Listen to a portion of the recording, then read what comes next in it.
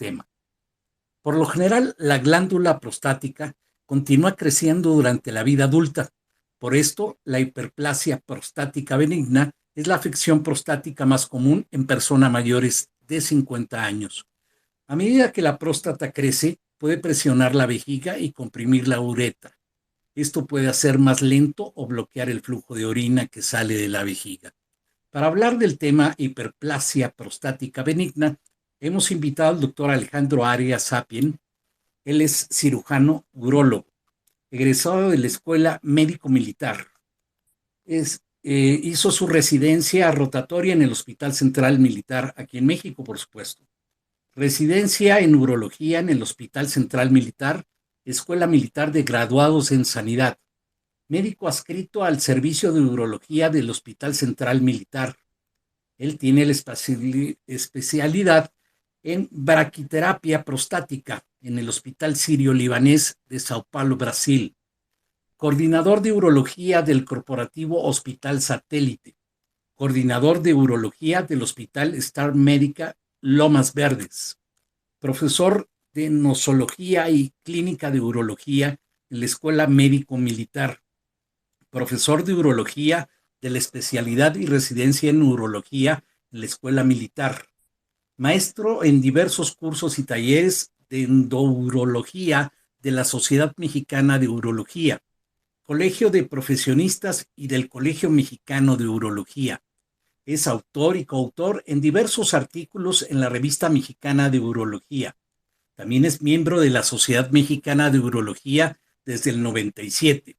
Es tesorero de la Sociedad Mexicana de Urología, miembro de la Confederación Americana de Urología desde el 2010, miembro de la Sociedad Europea de Urología desde el 2012, presidente de la Sociedad Médica del Corporativo Hospital Satélite, autor y coautor de diversos trabajos presentados en congresos nacionales e internacionales. Y con esto damos paso a darle la voz al doctor Alejandro Arias Sapien. Muchas gracias, doctor, por aceptar nuestra invitación. Sea usted bienvenido y este es el micrófono, es todo suyo. Muchas gracias, muy buenas noches a todos. ¿Me escuchan? Fuerte y claro, doctor, adelante.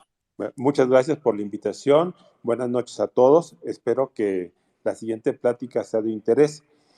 Vamos a hablar de la hiperplasia prostática benigna, uno de los padecimientos más comunes, más frecuentes en los varones después de los 50 años de edad y que habitualmente lo escuchamos mucho hasta en comerciales de la televisión, en revistas, en periódicos, en la televisión, con pláticas con compañeros.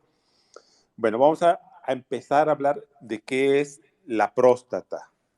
La famosa próstata es una glándula del aparato urogenital masculino que tiene forma de una pirámide invertida. Se encuentra inmediatamente por abajo de la vejiga y contacto con el cuello de la vejiga. Atrás de la próstata vamos a encontrar el recto, por la parte de enfrente vamos a encontrar el hueso del pubis y a ambos lados tenemos la fascia endopélvica.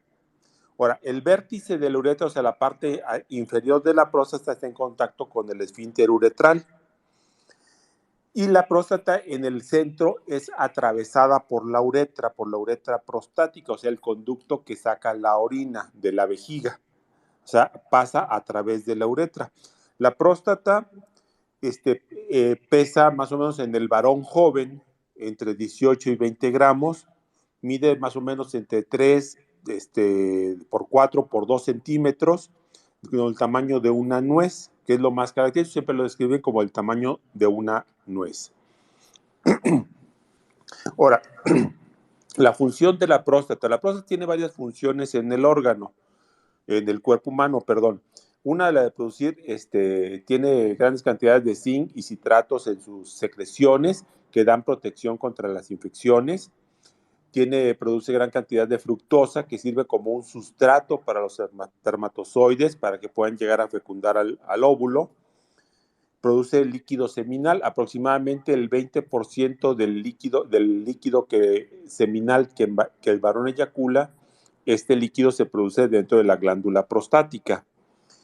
Interviene en la eyaculación, transforma la testosterona en su forma más activa, que es la de hidrotestosterona, y de alguna manera influye en la continencia urinaria en el varón.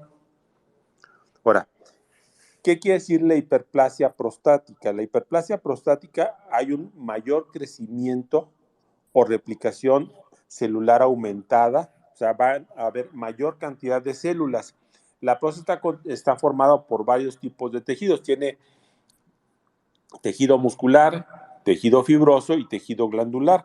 Habitualmente los que van a proliferar durante la hiperplasia prostática es el tejido fibroso o conectivo y el tejido muscular. Y dado que la uretra se encuentra en medio de la próstata o pasa a través de la próstata, al momento de crecer, le va a causar una obstrucción al flujo de salida de la orina. Y se manifiesta una serie de síntomas que en un momentito vamos a analizar. Ahora, la hiperplasia prostática es muy común, es muy frecuente, está muchas veces directamente ligada o proporcional a la edad del paciente. Aproximadamente uno de cada 4 varones va a tener problemas de hiperplasia prostática en el transcurso de su vida. En la encuesta nacional de salud que se hizo en México en 2012, el 35% de los varones mayores de 60 años tenían diversos síntomas causados por la hiperplasia prostática, desde leves hasta severos. Y de los varones mayores de 86 años, el 71% tenían problemas algún tipo de problema causado por la hiperplasia prostática. Aproximadamente en los varones mayores de 50 años lo vamos a encontrar entre un 50 y un 75% de problemas de hiperplasia prostática, y en los varones mayores de 80 años pues prácticamente el 80% van a tener uno o más síntomas causados por la hiperplasia prostática. Ahora, vamos a hablar de cuáles son los síntomas que vamos a presentar con la hiperplasia prostática. Estos van a presentar como consecuencia de la obstrucción urinaria al flujo de salida de la vejiga, pues un chorro urinario débil. Vamos a encontrar que el varón va a empezar a percibir que el chorro urinario se empieza a hacer más delgado, más débil, conforme pase el tiempo. Y generalmente la mayor parte lo dice, no, pues es normal para mi edad, esa es la principal justificación. Van a presentar pujo o esfuerzo. Es la maniobra voluntaria o involuntaria en que el paciente contrae los músculos de la pared abdominal para poder aumentar el flujo de salida de la orina. O el chorro intermitente, que es un chorro de urinario que se va fraccionando, se va cortando y termina en varios chorros.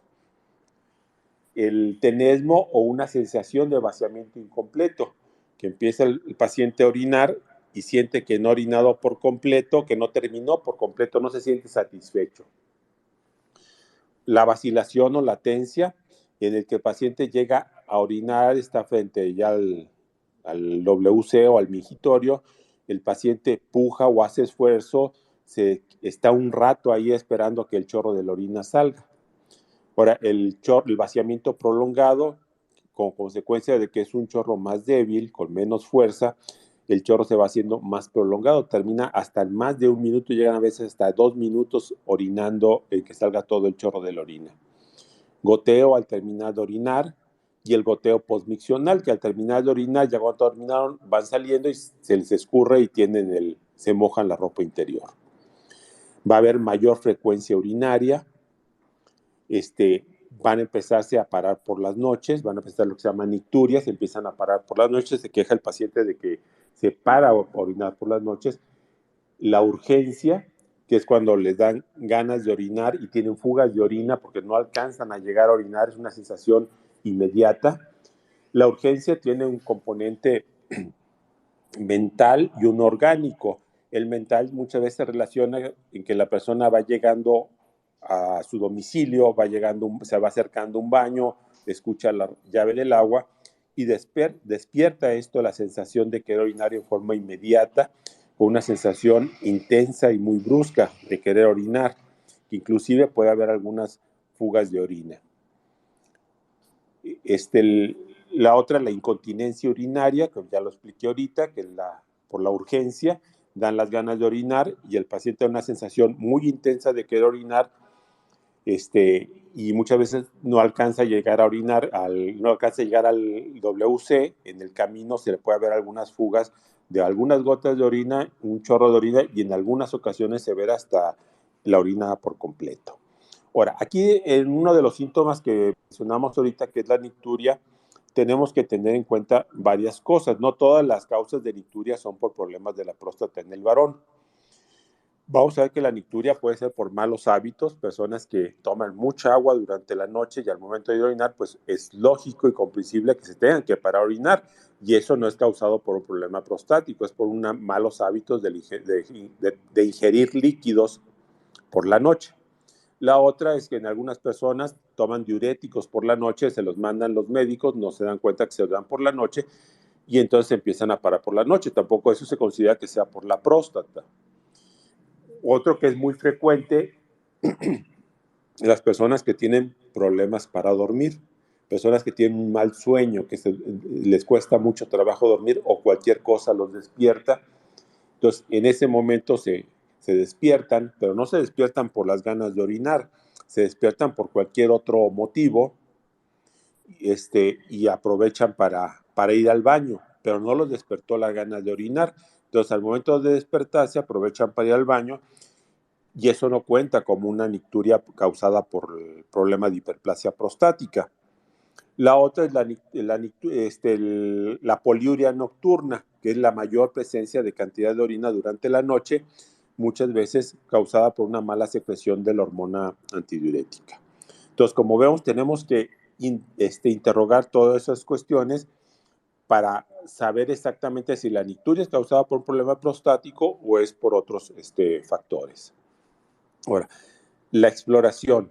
En la exploración, aquí es donde vienen muchos tabús, y por lo que muchas gentes no quieren a sus revisiones prostáticas, donde ahorita vamos a hablar por el tacto rectal. Pero la revisión prostática, cuando una persona acude al urólogo, pues la revisión debe ser una revisión completa, tomar sus signos vitales, hacer una exploración abdominal completa y finalmente realizar el tacto rectal, que debe ser en una posición más o menos cómoda para el paciente, de preferencia en posición fetal, con las rodillas recogidas hacia el pecho, para poder realizar con la mayor comodidad dentro de lo posible para el paciente el tacto rectal, porque es muchas veces lo que más les preocupa, lo que más les incomoda. Aquí vamos a explorar dos cosas. Vamos a explorar la consistencia de la próstata. ¿Qué es la consistencia? Haga de cuenta que si ustedes ponen el puño duro y se tocan entre el pulgar y el dedo índice en la parte central, esa sería la consistencia normal o de hiperplasia, una consistencia blanda, como de hule, como una pelota de hule. Y si tocamos el hueso sería de cáncer. Entonces vamos a sentir, entre una de las cosas que vamos a sentir es la consistencia y la otra, su tamaño. Vamos a sentir el tamaño de la próstata. Y en algunas ocasiones, cuando una persona tiene una prostatitis, una infección de la próstata, pues la próstata se siente caliente, inflamada, entonces vamos a sentir también la temperatura de la próstata, si está hipersensible al tacto, si hay dolor, obviamente el tamaño y la consistencia de la glándula. Ahora, en las personas que se dejan progresar el problema de la hiperplasia prostática, porque este es un problema que se va presentando poco a poco con la edad. No se presenta de manera súbita. Generalmente se va presentando poco a poco con la edad y eso le da a las personas la facilidad o el tiempo de irse acostumbrando a los síntomas de la enfermedad. Ven el chorro de la orina más delgado, más débil, lo ven como algo natural. Dice, pues estoy orinando bien. De vez en cuando tienen urgencias, se paran ocasionalmente para orinar por las noches. Y ya cuando empiezan a sentir más molestias, cuando empiezan a orinar por las noches o cuando tienen la urgencia. La urgencia es el síntoma que más les preocupa a los pacientes, es lo que más les inquieta.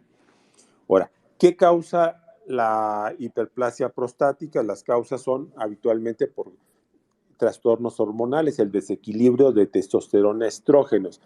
hay menor cantidad de estrógenos circulantes, aumenta la cantidad de testosterona circulante y aumenta la cantidad de estrógenos. Esa es una de las teorías. Y la otra es una teoría básicamente inflamatoria, y eso es muy común ahora en nuestro estilo de vida, los tipos de alimentación rico en grasas saturadas, el aumento de peso, la obesidad, y otros factores hacen que el cuerpo esté en un proceso inflamatorio, y eso favorece, entre otras cosas, el que haya desequilibrios entre los factores de crecimiento y muerte celular. Entonces hay mayor celularidad dentro de la próstata, y es parte de los que provoca el crecimiento prostático. Ahora, dentro de las complicaciones que vamos a presentar por el crecimiento de la próstata, las personas que no se atienden y lo dejan pasar, es el más común, el que más vemos frecuentemente en urgencias, o la retención aguda de orina, que quiere decir esto, que el paciente de repente se tapa, se obstruye y ya no puede orinar. Le pasa generalmente después de la ingesta abundante de café, de alcohol, de irritantes y con algunos medicamentos. Y esto lo va a hacer ir corriendo urgencias por un dolor muy intenso. Y la única forma de aliviarlo es colocar una sonda para vaciar la vejiga. Las infecciones urinarias, como no puede vaciar bien el paciente, se empieza a quedar orina residual atrapada dentro de la vejiga, se empieza a quedar la orina atrapada por el mal vaciamiento, entonces eso le favorece las infecciones urinarias. Esta orina también estancada que se queda dentro de la vejiga puede favorecer la formación de piedras dentro de la vejiga, lo que es la litiasis vesical o litos dentro de la vejiga. La insuficiencia renal, entonces como queda la orina atrapada, no puede orinar bien el paciente, a los riñones le empieza a costar más trabajo de poder vaciar, que baje la orina hacia la vejiga, y se empiezan a dilatar y empieza a presentarse datos de insuficiencia renal. Puede haber orina con sangre, hematuria, lo que conocemos como hematuria, y daño de la vejiga. En este caso, la vejiga, el músculo de la vejiga, que es el detrusor, se empieza a pelear para poder vaciar, porque hay mayor obstrucción al flujo de salida, y eso va a causar que haya mayor tejido fibroso dentro de la vejiga. Entonces, al haber mayor cantidad de tejido fibroso, va a perder, entre otras cosas, su elasticidad, la fuerza y su capacidad, que a largo plazo daña la vejiga. Hay personas que se operan de la próstata ya en forma muy tardía, y ese daño ya es irreversible, ya no se puede recuperar en muchas ocasiones. Igualmente, el aumento de la presión dentro de la vejiga que está haciendo para poder vaciar puede causarnos formación de divertículos y pseudodivertículos dentro de la vejiga, que es otra de las complicaciones de la hiperplasia prostática. Ahora, dentro del tratamiento que tenemos, aquí vamos a ver varios, que es el tratamiento médico y el tratamiento quirúrgico. Antes de hablar del tratamiento médico y el tratamiento quirúrgico, me gustaría hacer énfasis en las medidas generales con la persona que tiene problemas de próstata. La primera es enseñarle a tomar líquidos. ¿Qué quiere decir esto? Pues que no me tome líquidos cercano de su hora de dormir. Si se duerme a las 11 de la noche, pues a las 8, 7 y media de la noche, deje de tomar líquidos para que en las noches no se esté levantando a orinar. Segundo, hay personas que se toman todo el líquido de golpe a un solo horario, dicen, no, que sí me tomé mis 2 litros, pero se lo toman en un solo horario, y obviamente durante las siguientes 3, 4, 5 horas no van a salir del baño, se la van a pasar orinando. La siguiente, pues, es que cuando vayan a cualquier lugar, pues no desaprovechen la oportunidad de pasar al baño antes de salir para que no tengan complicaciones. E ir al médico en forma rutinaria a partir de los 40, 45 años de edad a checarse para ver cómo están los síntomas. Bueno, dentro del manejo médico vamos a encontrar el manejo con 2 tipos de medicamentos que son los principales, los que llamamos los alfa bloqueadores, que hay en México, hay 4 en el mercado, que es la terazocina, la doxazocina, la alfuzoxina y la la tamsulosina. Este último, la tamsulosina, es el que se usa más común, más frecuentemente, y es el que habitualmente se surte más en el sector salud. Estos medicamentos lo que van a hacer es actuar sobre el músculo liso del cuello de la vejiga y de la próstata, relajando el músculo de la vejiga y de la próstata, o principalmente el cuello de la vejiga y de la próstata, lo relajan de tal manera que hagan de cuenta que la próstata se afloja y entonces la orina fluye con más facilidad. Estos medicamentos, en cuanto lo empiezan ustedes a tomar, su efecto prácticamente es inmediato. O sea, quiere decir que prácticamente a las 24 o 48 horas la persona que los tome va a sentir alivio a los síntomas, va a sentir que orina mejor, con más fuerza, con más presión y que vacía mejor. De estos medicamentos, básicamente tienen dos efectos colaterales que pueden, uno llega a ser muy molesto para algunos, llega a ser muy molesto para los pacientes, y el otro es una indicación absoluta para suspender el medicamento. El primero, que es que sienten que no eyaculan o que eyaculan muy poco. ¿Qué es lo que sucede? Como relajan la musculatura lisa de la cápsula de la próstata y del cuello de la vejiga, presentan una eyaculación retrógrada, que quiere decir que el semen se va hacia la vejiga. Entonces se disuelve en la orina y ya cuando va a orinar sale disuelto en la orina, pero no van a eyacular, van a tener el orgasmo, o sea, las contracciones de placer, la sensación de que eyacularon, pero no salió líquido y eso les preocupa mucho, les asusta mucho. Digo, no pasa nada. Suspendiendo el medicamento, vuelven a eyacular normal. Y el otro efecto colateral que afortunadamente se ve con poca frecuencia, pero cuando lo vemos, sí es muy alarmante, es que estos medicamentos pueden causar hipotensión severa, o sea, pueden bajar la presión severa y causar lipotimia, o sea, que el paciente pueda sufrir una caída, un desmayo como consecuencia del medicamento. Entonces, esta es una indicación para suspenderlo en forma definitiva y no darla. Como les mencioné hace rato, afortunadamente es la menor cantidad de los pacientes. Entonces, esos son los dos efectos colaterales más importantes de los alfa bloqueadores. Como les repito, son 4 los que hay en el mercado aquí en México: la terazocina, que ya se utiliza muy poco; la doxazocina, que también se utiliza muy poco; la alfunsocina, que es muy buena sal, pero desafortunadamente ya no se prescribe tanto; y la tamsulosina, que es el que se utiliza más comúnmente, con sus diferentes nombres comerciales. Y el otro es el medicamento con los inhibidores de la 5-alfa reductasa. Estos medicamentos lo que hacen es actuar a nivel de la próstata, inhibiendo la transformación de la testosterona en la dehidrotestosterona. Supuestamente son para evitar la progresión de la enfermedad, que la próstata siga creciendo y que disminuyan el volumen prostático. Eso no es cierto al 100%. Si eso funcionara como dicen, pues sería una maravilla y ya nadie se operaría de la próstata. Entonces, no funciona tan bien como lo quieren vender. Realmente no le funciona a todos los pacientes. Ahora, este medicamento, para que pueda funcionar, hay que tomarlo por más de 6 o 12 meses, o sea, más de un año, para evitar la progresión de la enfermedad y para que haya cierta involución de la próstata, que, como les dije, no es muy real porque le funciona menos del 30% de las personas que lo toman. Y la otra situación es que muchas veces tenemos un paciente que ha sido muy aplicado con su medicamento, está tomando su medicamento en forma rutinaria o habitual durante varios años, lleva más de 5 o 8 años tomándolo, y de repente, por cualquier motivo, por lo que ustedes gusten y manden, decide suspenderlo, ya no se lo quiere tomar.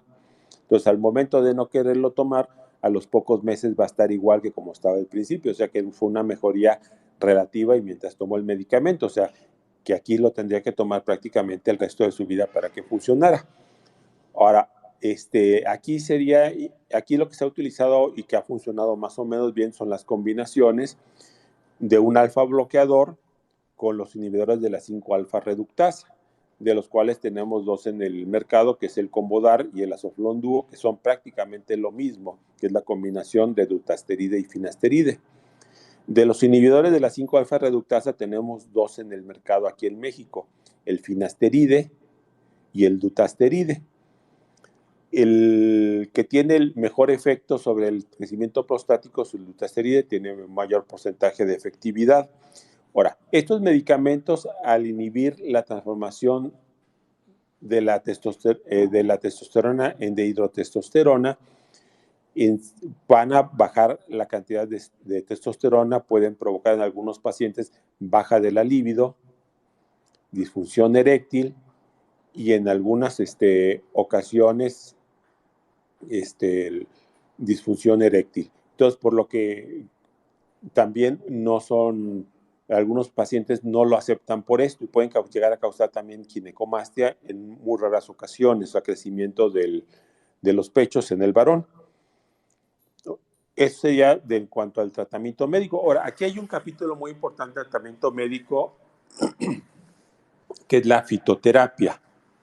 La fitoterapia es muy socorrida por la gente, por los pacientes, que es el tomar algunos medicamentos, que es la Serenoa repens, la Pygium africanum, la Urtica idiotica, la Cecalecera, la Curcurbita pepon o la Puntía, el Pinus, el Pixea. Estos medicamentos son extractos de plantas, como la flor del cactus, la palma enana americana, el pasto estrella de Sudáfrica, el árbol de ciruelo africano. Pero no se ha demostrado realmente que tengan alguna efectividad importante. De hecho, los anuncian frecuentemente en la televisión como productos milagro y no tienen mayor efecto que el placebo en las gentes, pero son muy socorridos. Se los menciono porque son comunes, son frecuentes en la televisión. Seguramente todos los hemos escuchado y los venden prácticamente, que evitan todas las complicaciones, que evitan la cirugía y todo eso. Pues realmente eso tampoco es real. Después vamos al tratamiento quirúrgico. En ese también hay múltiples técnicas para tratar la próstata. Desde la resección transuretral clásica hasta la cirugía todavía abierta, cielo abierto, que ya se utiliza muy poco. Cada una tiene diferentes indicaciones. Aquí vamos a tomar mucho en cuenta para tomar una buena decisión de cuál es el mejor tratamiento quirúrgico para el paciente, es el tamaño de la próstata. Vamos a poner que una próstata gigante es mayor de 100 gramos de volumen.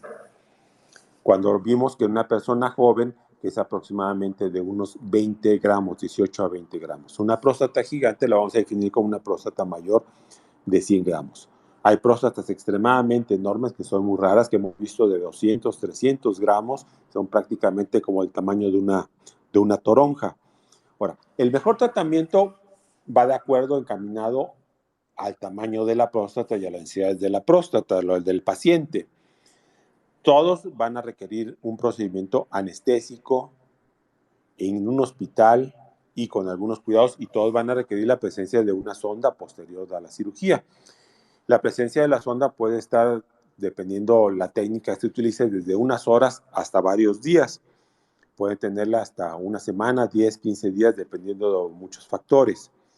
Ahora, las próstatas que son menores de 50 gramos, entre los 20 y los 50 gramos de tamaño, pueden operar prácticamente con lo que les hagan, les va a ir bien, ya sea con la resección transuretral clásica, la resección transuretral con asa bipolar, el láser verde, el láser de diodo, el láser de tulio, con lo que le hagan, le va a ir muy bien.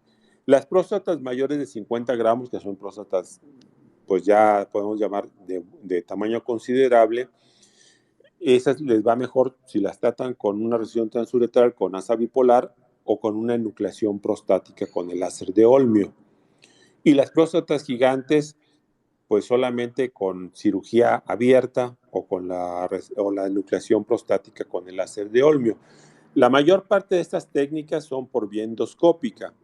En la resección transuretral clásica y en la resección transuretral con asa bipolar, se introduce un instrumento a través de la uretra prostática, o sea, a través del pene, para llegar a la próstata, y llegando a la próstata con un asa, en unas con energía eléctrica y en otras con otra energía que se llama plasma, se va cortando la próstata por dentro en sus 360 grados para aumentar el lumen, o sea, la luz del tubo, estamos desobstruyendo el conducto, se va a ir cortando los fragmentos y todos estos fragmentos van a caer dentro de la vejiga.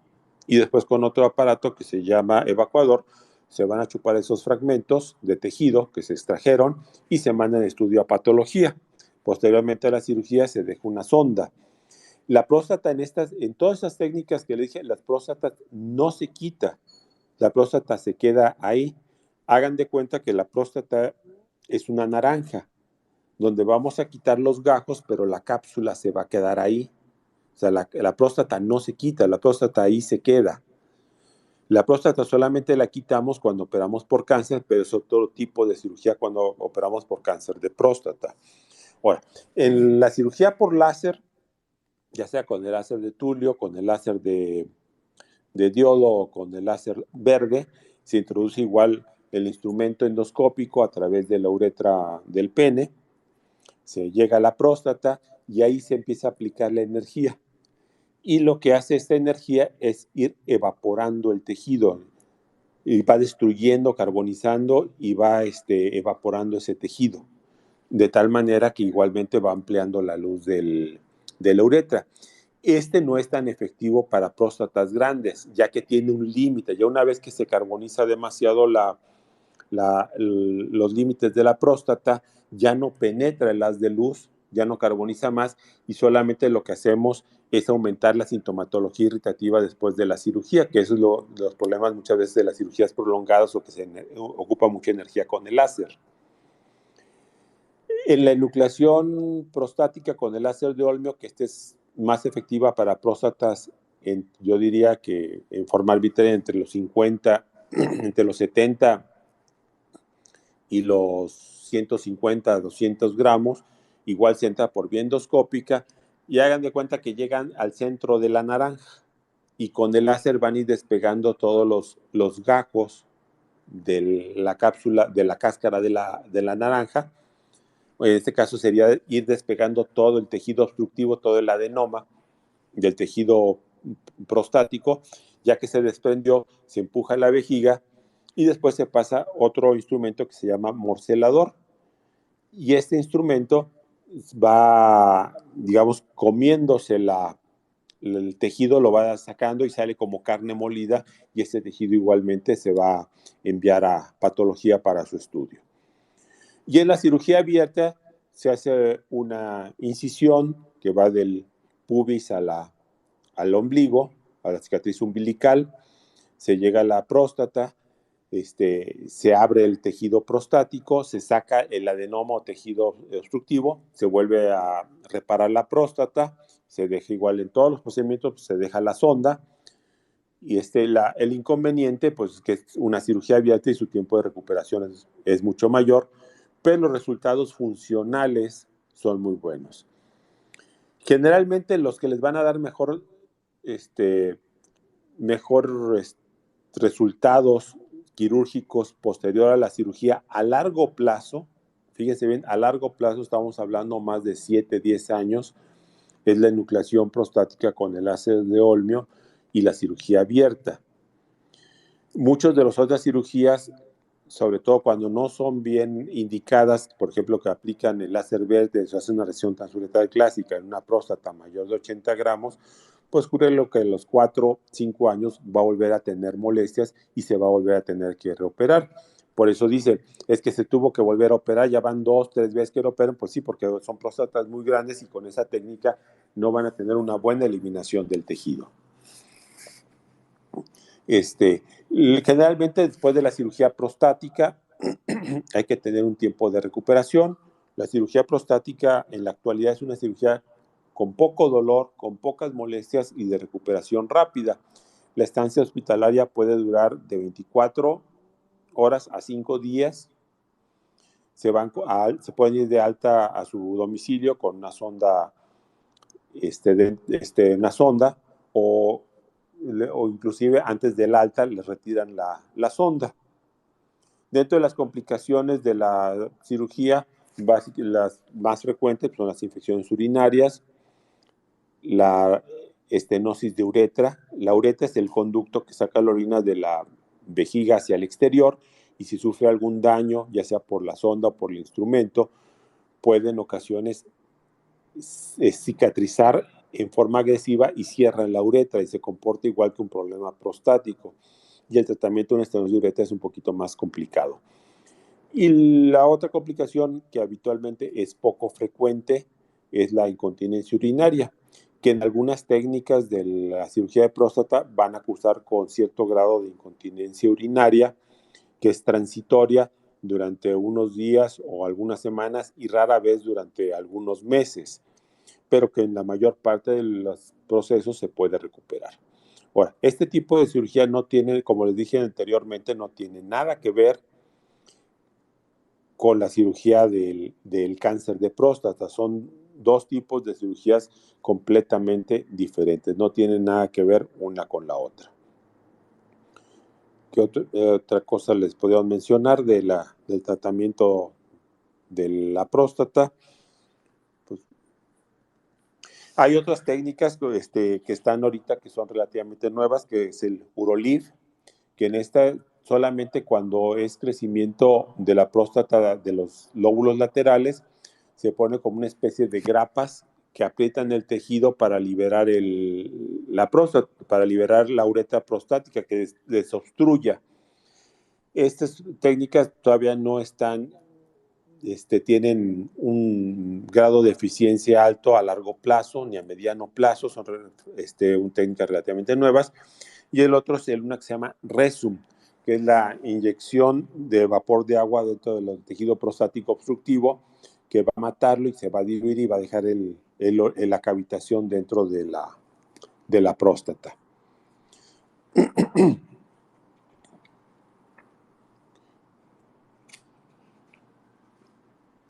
Ok, amigos, no se preocupen. Ahorita retomamos al doctor Alejandro. No, aquí Mientras estamos. vayan preparando sus dudas, comentarios, preguntas y se acuerdan solicitar el micrófono, levantar la mano para pedir la voz y con todo gusto. Listo, adelante, doctor Alejandro.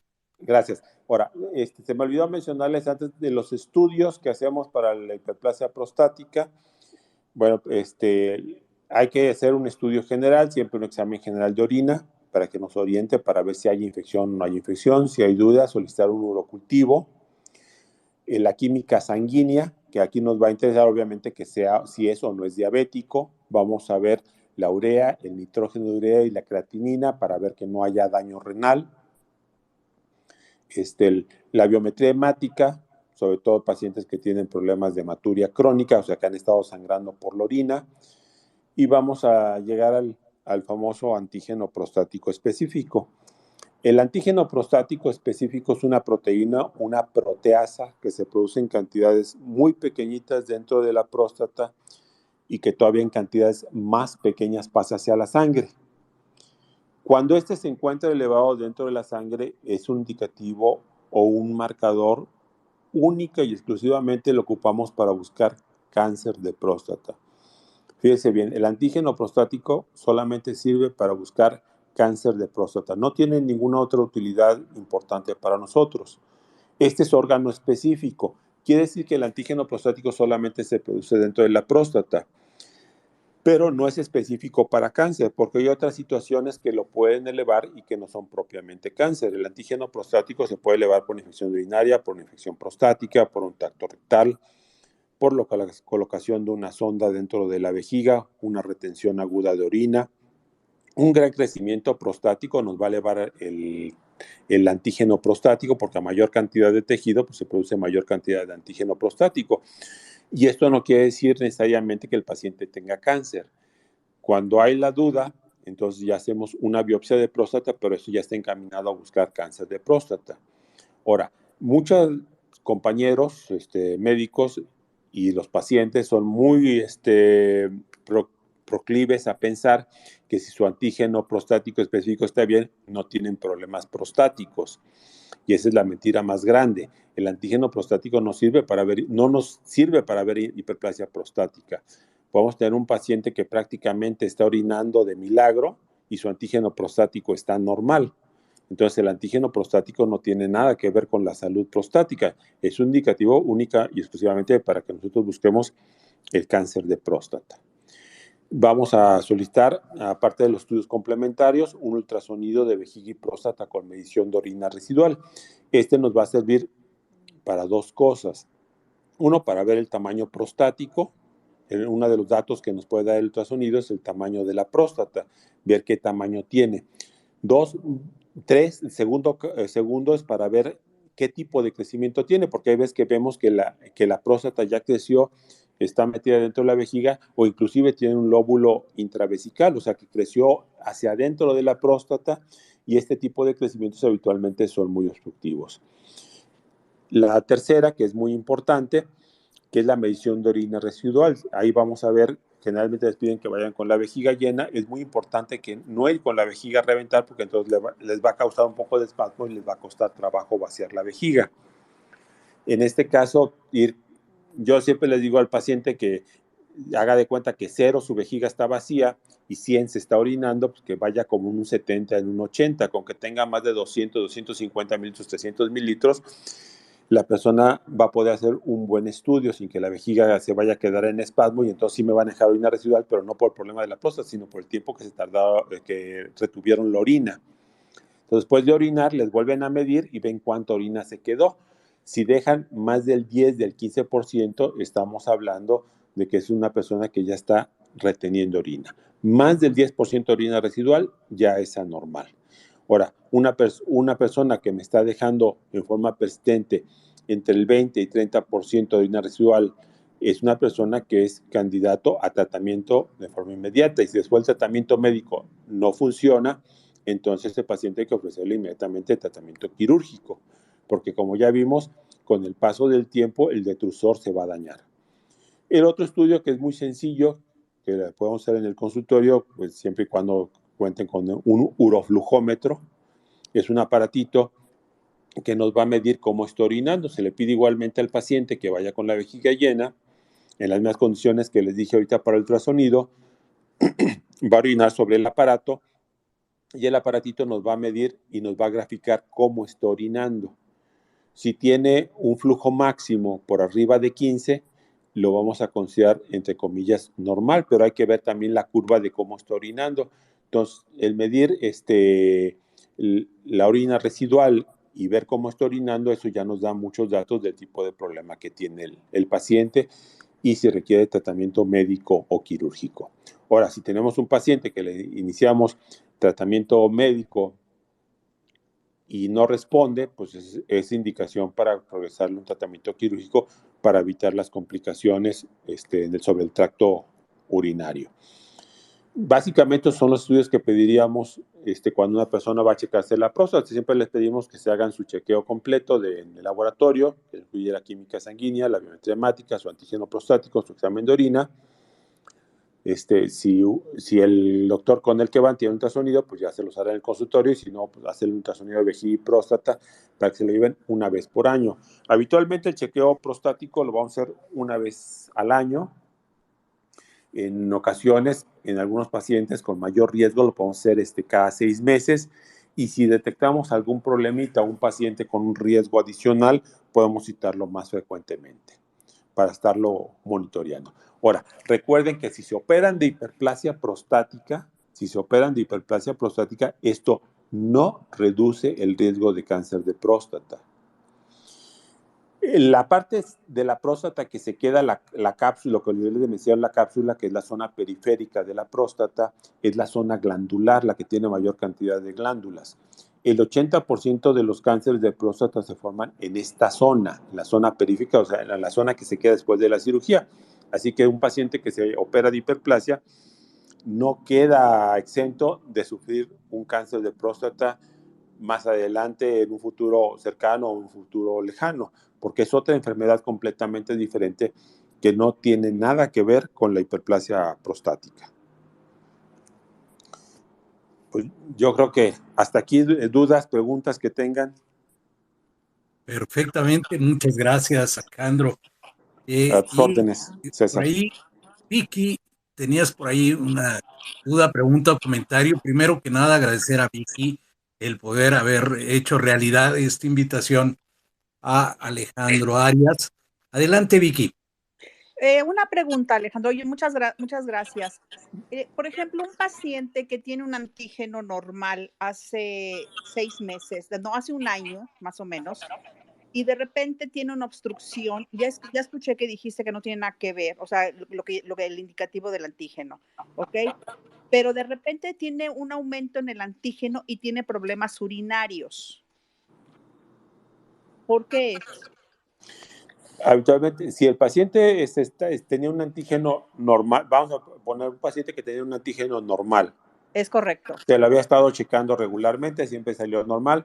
Por ahí tuvo un evento, creo que te escuché, de una retención urinaria y le aumentaron los síntomas prostáticos. No, no hubo retención urinaria. De repente tuvo COVID y después del Sí. COVID empieza con síntomas, con micturia, con poliuria y Bueno, aquí vas a entrar en un tema muy interesante que se ha visto recientemente, todavía no está bien descrito y hay algunos artículos respecto a eso que se llama la prostatitis post-COVID. Ok. Y es la inflamación bueno, como sabemos, las complicaciones del COVID es que producen una reacción inflamatoria sistémica. Y entre las afecciones que puede haber es al tracto urinario, puede causar daño inflamatorio sobre el detrusor de la vejiga y sobre la próstata. Y este puede ser desencadenante de los síntomas prostáticos.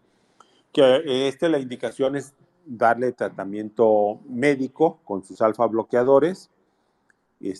A veces está recomendado el uso de algún antiinflamatorio y tratar los síntomas para que mejore. Habitualmente se ha visto que los síntomas post-COVID en el tracto urinario bajo tardan en desaparecer entre 3 y 6 meses, aunque todavía no está bien descrito todas las complicaciones post-COVID del tracto urinario.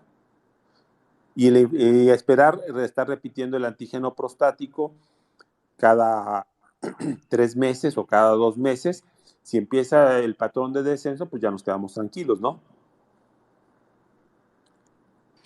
Muchísimas gracias. Perfectamente. Tenemos por ahí una pregunta de señora de Rodríguez, después sigue David y por ahí nos dejaron otra pregunta que también ya publiqué aquí arriba del dashboard, pueden consultarla, pero vamos con señora de Rodríguez y después doctor David. Adelante. Buenas noches, doctor Alejandro. Buenas Buenas noches. noches, César. Gracias por siempre. Creo que este space me ha hecho llorar mucho. Mi esposo tuvo una enfermedad que no tenía nada que ver con la próstata. Tuvo tumor de células gigantes, le estuvieron buscando cuánta cosa y le hicieron una biopsia de próstata y salió nada más con el antígeno prostático elevado. De ahí ya no lo soltaron en el seguro. Él no estaba mal de la próstata ni nada, tenía 49 años y empezó primero le pusieron sonda que no necesitaba, pero decían que se la tenían que poner y ahorita tiene una cistostomía.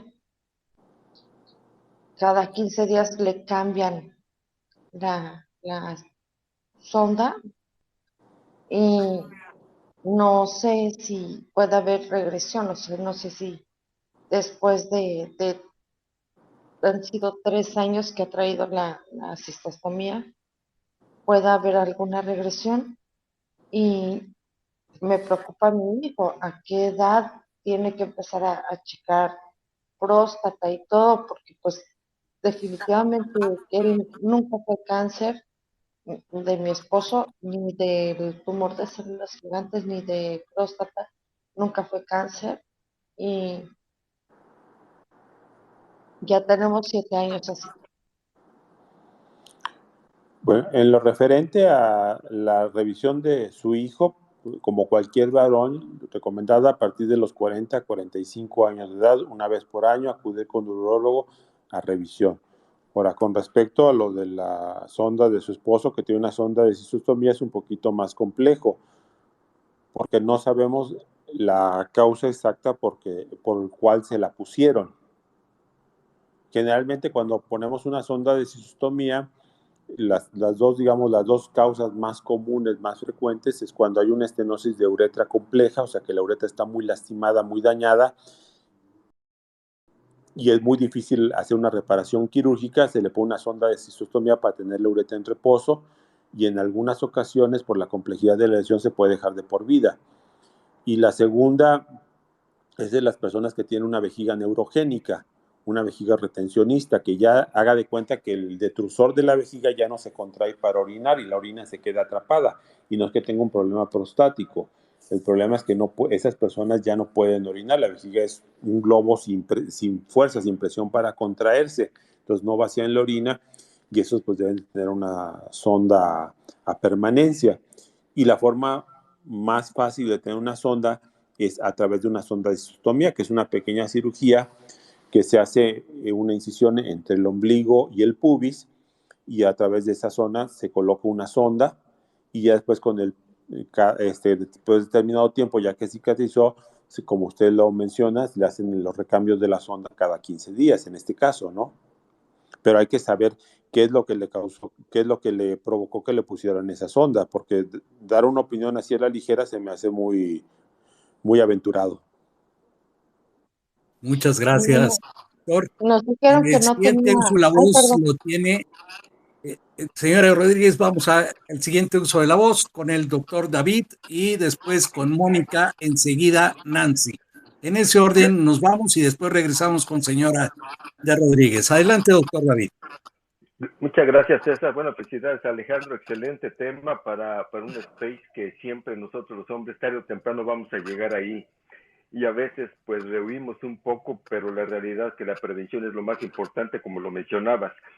Yo como especialista plástico, pero dedicado a lo de la calvicie, pues el finasteride que acabas de mencionar, pues es uno de los piedra angular que utilizamos nosotros para el tratamiento médico de la calvicie, de la alopecia androgenética. Entonces, uno de los problemas, como lo mencionaba, son los efectos colaterales y los pacientes de disminución de libido, de deseo sexual, disminución de la cantidad de esperma.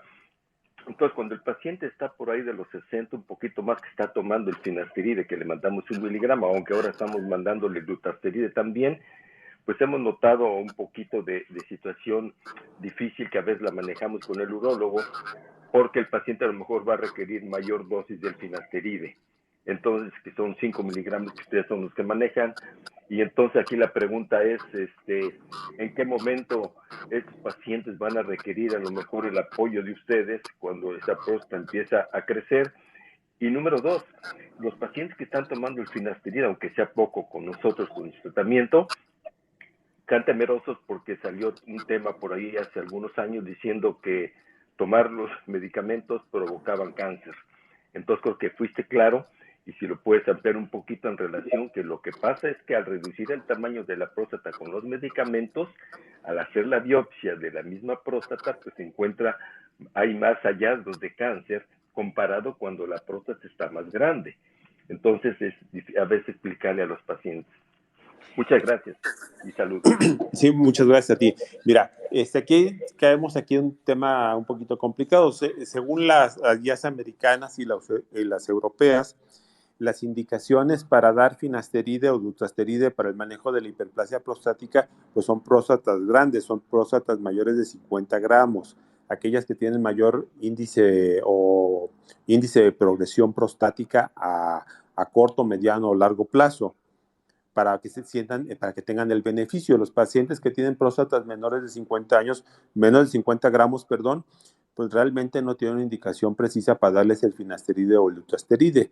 Ahora, hay que tener mucho cuidado cuando damos el dutasteride o el finasteride, porque estos dos medicamentos reducen prácticamente al 50% el antígeno prostático.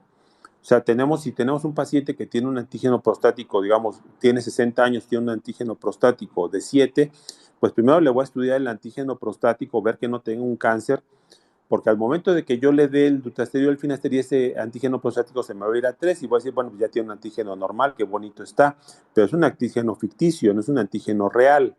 Si tenía un problema de cáncer, el cáncer va a estar ahí, lo único que vamos a hacer es taparnos los ojos, vamos a ocultar la situación. Y sí, realmente, como tú dices, salió por ahí algunas publicaciones que el finasteride tenía alguna relación con el cáncer de próstata, cosa que pues, a la fecha no se ha podido demostrar así al 100%.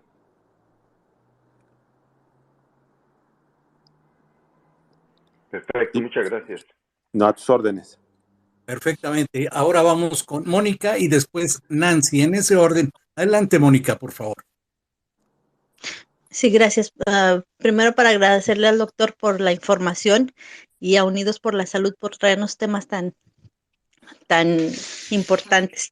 La pregunta es, esta enfermedad es crónica y usted lo dijo, es medicamento de por vida. ¿Cuál es el pronóstico? ¿Todos terminan en cirugía o pueden seguir tomando medicamentos? No todos. Siempre hay que individualizar a todos los pacientes.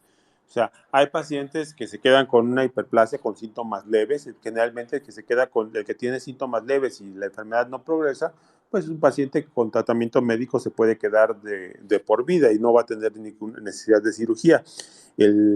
Las indicaciones de cirugía es aquella enfermedad en la cual está progresando, no responde al tratamiento médico, tiene un flujo urinario bajo y te está dejando orina retenida o ya me está presentando complicaciones. Son las indicaciones para operarlo. Ahora, hay personas que tienen síntomas tan leves que habitualmente, aunque tengan 80, 90 años, pues no les damos tratamiento, nada más darle su seguimiento médico. Pero no necesariamente gracias. Todos van a terminar en cirugía. Lo que sí les puedo decir es, por ejemplo, que la cirugía de hiperplasia prostática fue la cirugía programada más frecuente en el mundo en la década de los 60s y de los 60s y de los 70s. Así de frecuente es. Ok, gracias. Perfectamente. Vamos ahora con Nancy. Adelante, Nancy.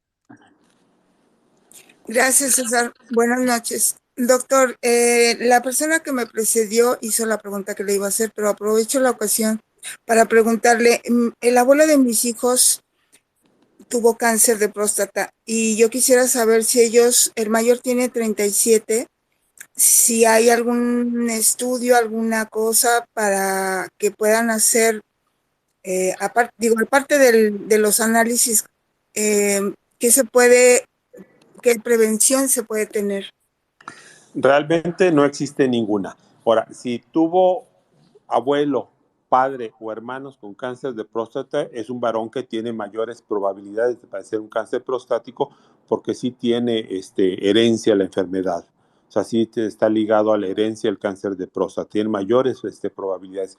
Entonces, en automático se convierte en un varón de alto riesgo en el cual se sugiere una revisión temprana a partir de los 40 años de edad. La revisión siempre va a incluir interrogatorio, exploración con su tacto rectal y su antígeno prostático específico. No existe ningún medicamento, nada que podamos hacer para evitar si va o no a desarrollar el cáncer de próstata, más que detectarlo oportunamente, como lo hacen las mujeres con el cáncer de mama en su autoexploración o con el cáncer cervicuterino, que van a sus papanicolaos cada año, cada 6 meses.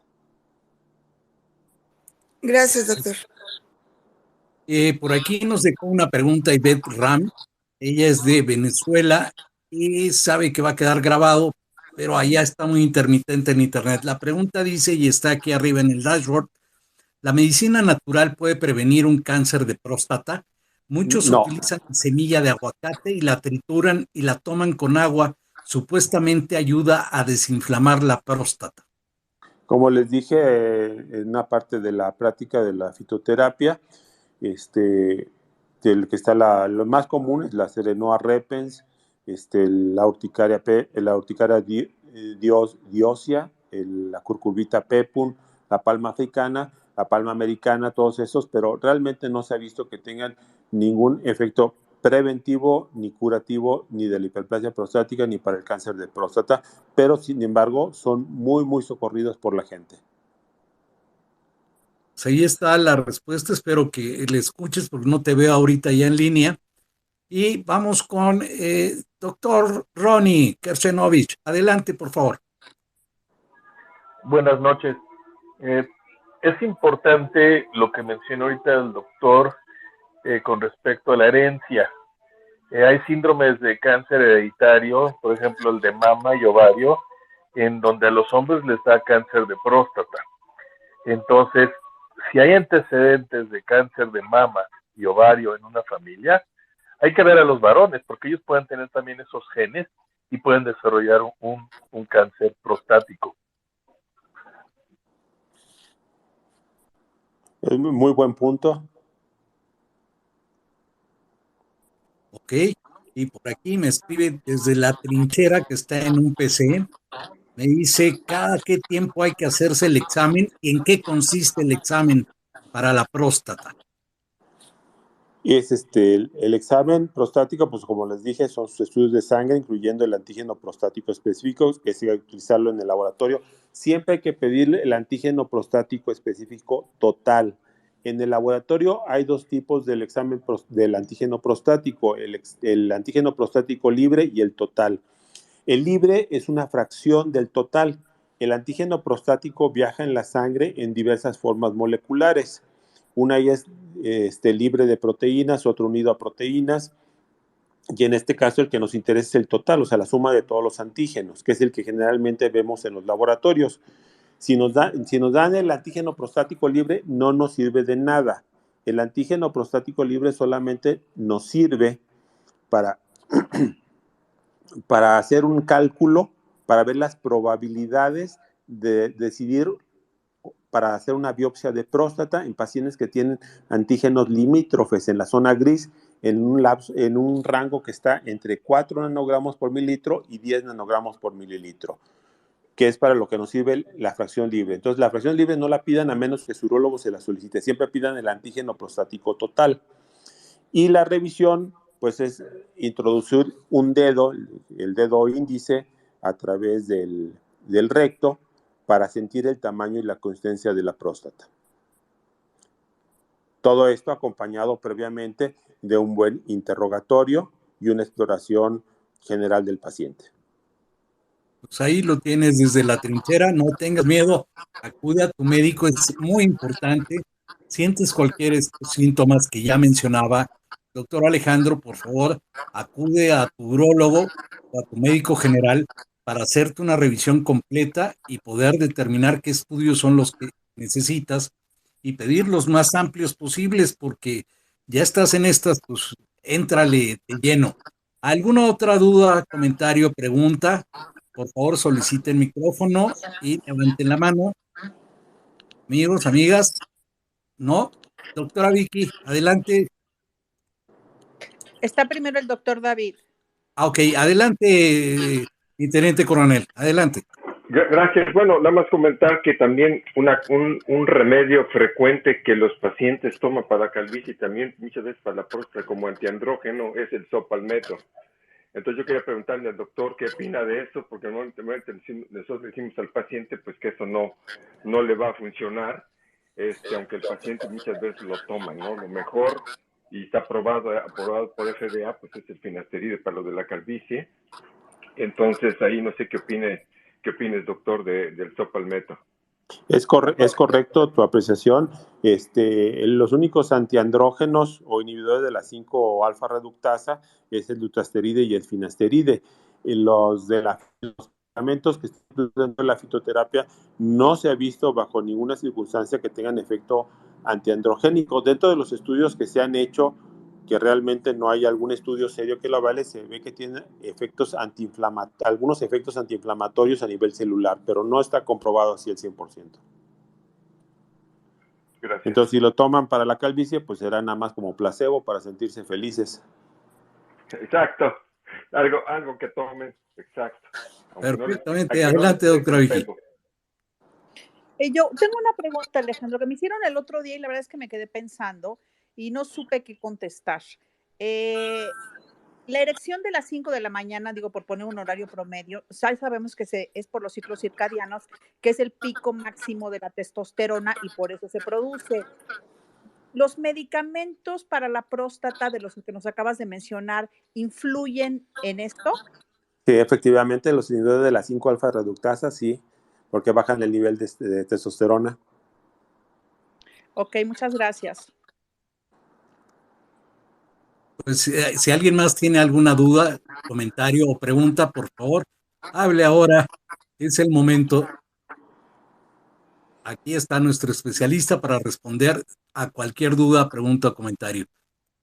Y les ¿No? diremos como las campañas del sector salud, un dedo al año no hace daño. Hay que checarse con regularidad. Esa es la mejor forma de prevenir cualquier complicación. Acuérdense que el antígeno prostático no detecta todos los cánceres. Los cánceres muy indiferenciados o otras variedades de cáncer que no son adenocarcinomas, solamente las vamos a detectar mediante el tacto rectal, mediante el endurecimiento de la próstata, porque no van a elevar el antígeno prostático específico. Ok, vamos con Mónica y después el doctor David. Adelante, Una Mónica. última pregunta. ¿Hay alguna relación entre el virus de papiloma humano y el cáncer de próstata o la hiperplasia prostática? No se ha encontrado ninguna relación entre el virus papiloma humano con la hiperplasia prostática ni con el cáncer de próstata. Ok, gracias. Adelante, doctor David. Bueno, yo quería comentar únicamente en relación con los bloqueadores de la 5-alfa reductasa, receptores 1 y 2, que es el finasteride, pero que mejor resultado da el dutasteride, porque los pacientes preguntan, oiga doctor, ¿y mis hormonas cómo están? Sabiendo que estos medicamentos van a bloquear la conversión de testosterona a dehidrotestosterona, y entonces los pacientes tomando estos medicamentos van a retener más testosterona. Y eso es lo que le aclaramos al paciente. Hay estudios reportados de un 15-18% en general, pero sí retiene un poco más testosterona porque no la deja convertir a dehidrotestosterona por los medicamentos que está tomando. Eso lo aclaramos al paciente, que es una pregunta frecuente. Eso es correcto, es muy cierto.